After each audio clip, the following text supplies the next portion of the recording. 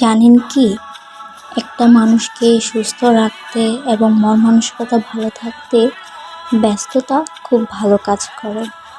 হুম, ঠিক বলেছি। ব্যস্ততা খুব ভালো কাজ করে। সবার ক্ষেত্রে করে কি না জানি না, তবে আমার ক্ষেত্রে এটা খুব কাজ করে। আপনি যখন খুব বেশি সমস্যার মধ্যে থাকবেন, ঠিক তখন কোনো না কোনোভাবে কিছু না কিছু দিয়ে নিজেকে ব্যস্ত রাখুন। দেখবেন আপনি ধীরে ধীরে সুস্থ হয়ে যাচ্ছেন, ভালো থাকতে শুরু করেছেন। ব্যস্ততা কখন যে আপনার মন খারাপগুলোকে চুরি করে নিয়েছে আপনি তা বুঝতেই পারবেন না। আর সেই ব্যস্ততার মাঝে যে কোনো একটি দিন বেছে নিন নিজেকে সময় দেওয়ার জন্য। আমিও ঠিক তাই করি। শত ব্যস্ততার মধ্যে একটা দিন তো নিজের জন্য রাখতেই হয়, যেদিন আমি শুধুমাত্র নিজেকেই সময় দিই, নিজের ভালো লাগা লোকের সময় দিই। আমার যা ভালো লাগে আমি সেটাই করি।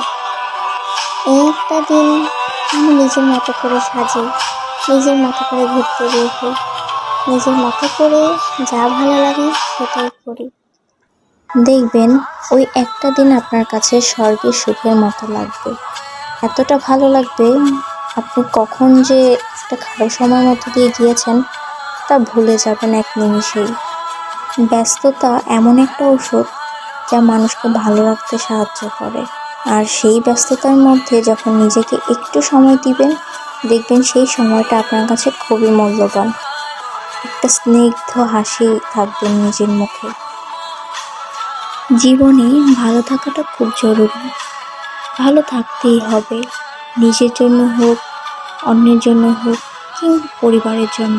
ভালো তো থাকতেই হবে আমাকে। আর সেই ভালোটাকে খুঁজে বের করতে হলে নিজেকে সময় দেওয়া প্রয়োজন। আপনি কি পছন্দ করছেন, কি পছন্দ করছেন না, সেদিকে প্রায়োরিটি দেওয়া প্রয়োজন।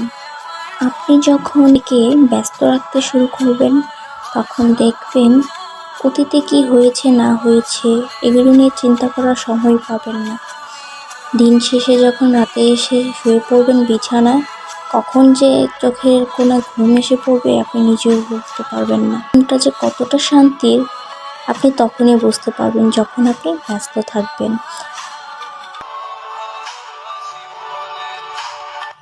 তাই নিজেকে ভালো রাখার জন্য ব্যস্ত থাকুন এবং নিজেকে একটু সময়ও দিন।